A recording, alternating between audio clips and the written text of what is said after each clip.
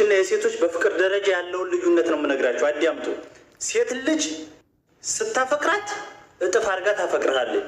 ሴት ልጅ ስታከብራት እጥፍ አድርጋ ታከብርሃለች። ሴት ልጅ ስትወዳት እጥፍ አድርጋ ትወድሃለች። ሴት ልጅ ስትንከባከባት እጥፍ አድርጋ እሷ ትንከባከብሃለች። ይሄ የሴት ልጅ ባህሪ ነው። የወንድ ልጅ ደግሞ ልንገራችሁ፣ ወንድ ልጅ ሴት ልጅ ስታፈቅራል ኩራታችን መከራ ነው፣ ጥጋባችን ማለት ነው። ሴት ልጅ በጣም ከወደደችን ወዲያናለች እያለ ለሰው ለማውራት ልዛዛ ለማለት አንደኛ ነን። ሴት ልጅ ደግሞ ስትንከባከበን እንክብካቤዋን አይተን እናታችን ትመስለንና ወደ ሌላ ለመሄድ ያምረናል፣ ሾጥ ያደርገናል በጣም ስትንከባከበን። እና ሴት ልጅ በፍቅር ደረጃ እንደ ሰጣሃት ነው የምትሰጥህ። ከተንከባከብ ትንከባከብሃለች።